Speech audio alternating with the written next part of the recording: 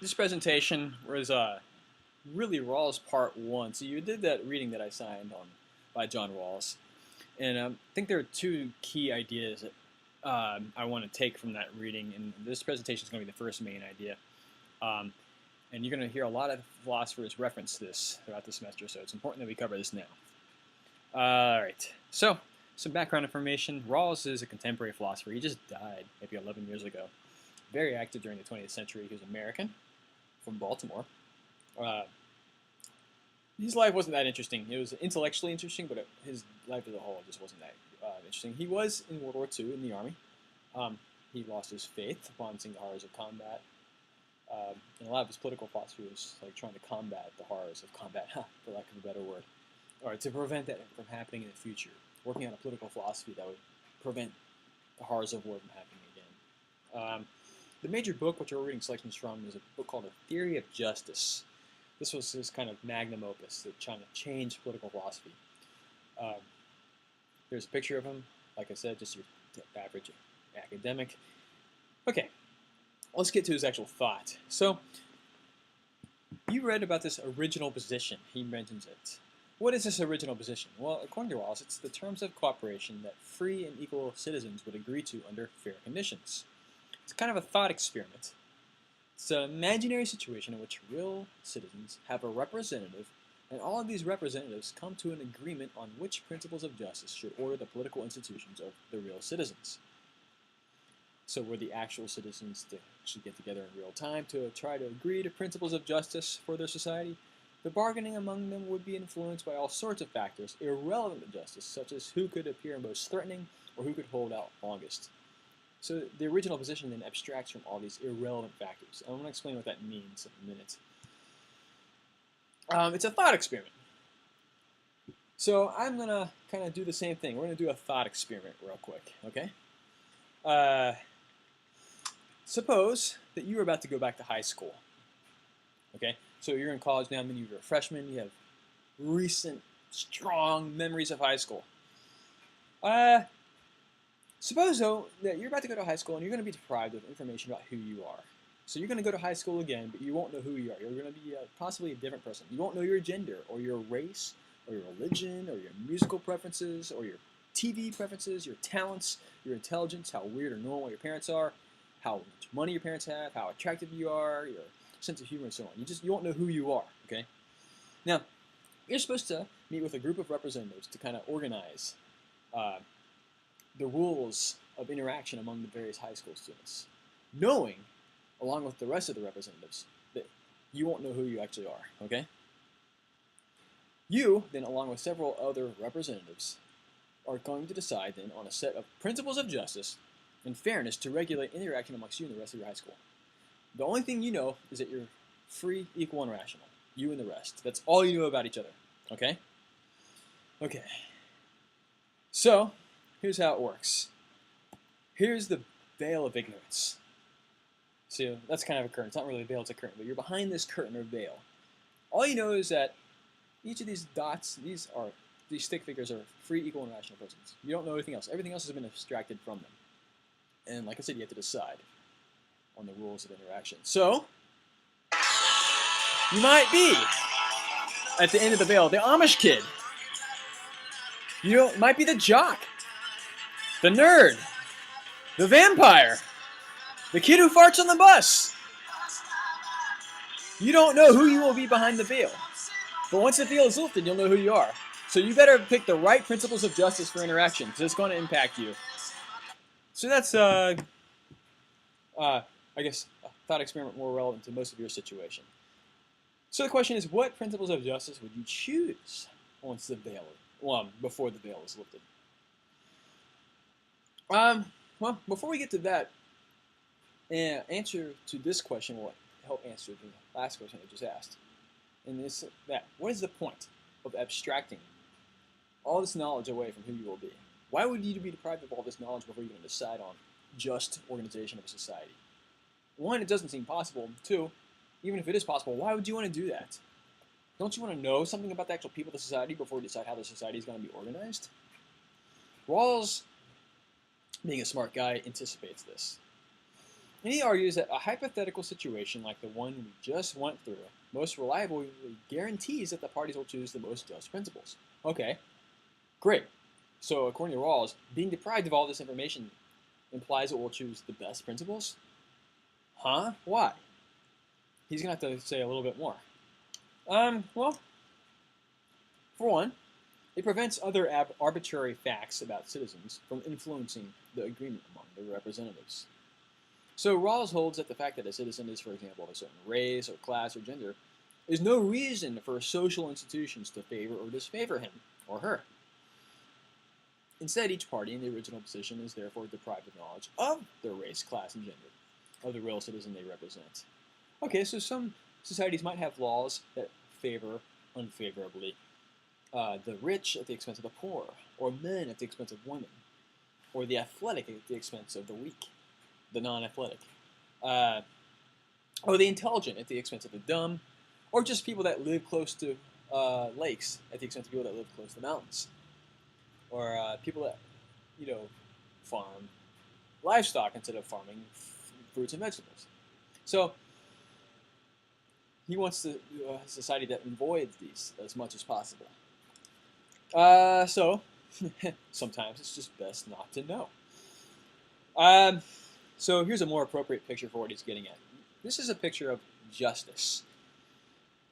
It represents justice. You'll notice some things about this picture. One, justice has a blindfold. Justice is kind of blind. Two, justice is holding scales. So think of a judge. You want a judge to decide impartially and fairly in deciding a case. You wouldn't want a judge that rules against you and in favor of your opponent just because your opponent's son played softball with the judge's son.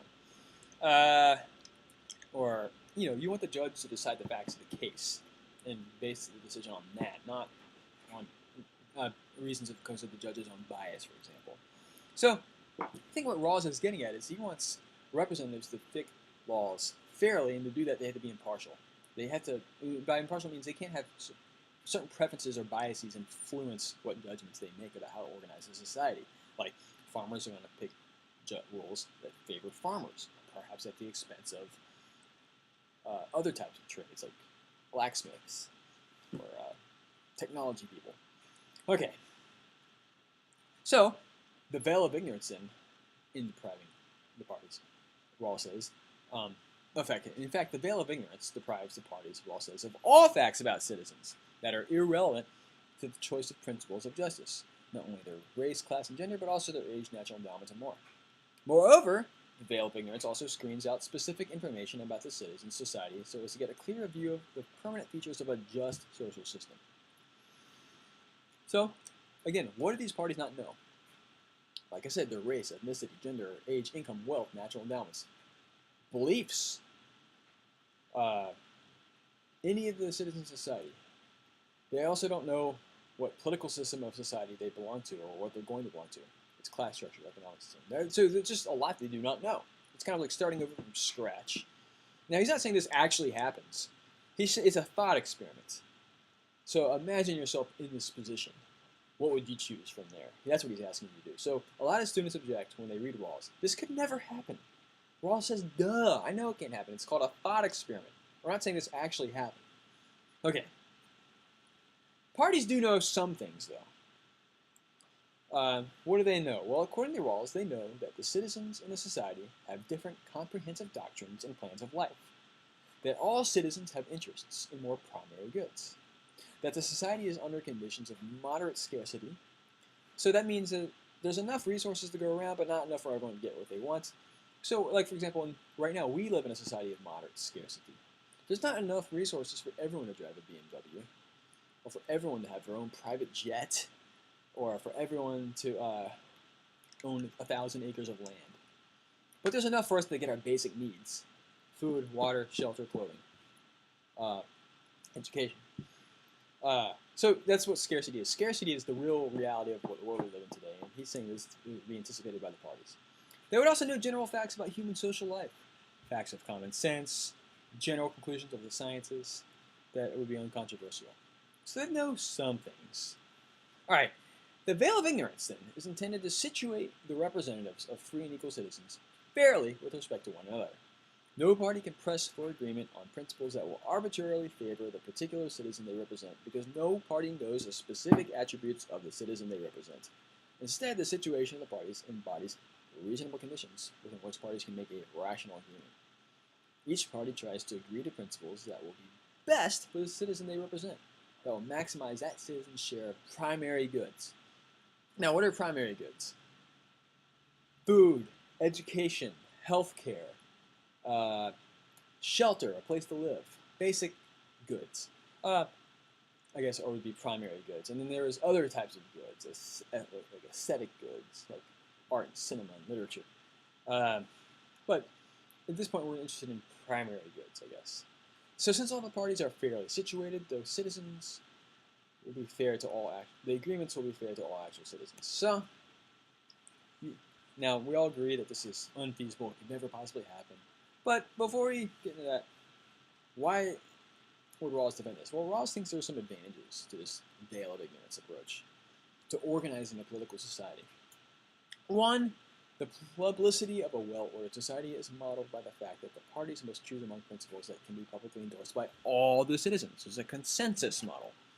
So the majority, you don't have the tyranny of the minority or the tyranny of the majority. All of the citizens are going to agree to these principles according to Rawls. There are also some assumptions that make the hypothetical agreement determinate and decisive. For example, the parties are not motivated by envy. They're not going to be risk-seeking or risk-averse. And they're going to make a final agreement on principles for the basic structure. There could be no do-over. So at various points, Rawls talks about a moral person or a rational person, what free and rational and reasonable people would agree to. So it's important to get clear on what Rawls means by that. So first off, Rawls has what's called a thin conception of a moral or a rational person. That's by thin, I just mean there's not a lot of content to it, which is good, in a sense. He just means a person with ends or goals and has a sense of justice. So he doesn't say much more than that. He's saying whatever, so it's a thin definition. All right, one last recap on the initial situation. There are several important features. One, all the participants are equal. That is, they have the same rights in choosing principles. Additionally, by being equal, they represent equality between human beings as moral persons, having a conception of the good, having a sense of justice. Second, they're rational, which, they are capable of taking the most effective means to various ends. So he's also got a thin conception of rationality, taking the most effective means to various ends. Third, the participants are mutually disinterested. That is, they're not interested in other people's interests. So they're self-interested. They're kind of like they're all little egoists in a sense. He's assuming that. Okay. Now we've talked about utilitarianism this week. So Rawls has an argument against utilitarianism. Rawls's theory is a deontological theory, by the way. And he's a critic of utilitarianism or consequentialism. So pay attention to this. He's got a criticism of utilitarianism. He writes, "It may be observed, however, that once the principles of justice are thought of as arising from an original agreement in a situation of equality, it is an open question whether the principle of utility would be acknowledged. Offhand, it hardly seems likely that persons who view themselves as equals, entitled to press their claims upon one another, would agree to a principle which may require lesser life prospects for some simply for the sake of a greater sum of advantages enjoyed by others. Since each desires to protect his interests, his capacity to advance his conception of the good, no one has a reason to acquiesce in an enduring loss for himself in order to bring about a greater net balance of satisfaction. In the absence of strong and lasting benevolent impulses, a rational man would not accept a basic structure merely because it maximized the algebraic sum of advantages, irrespective of its permanent effects on his own basic rights and interests.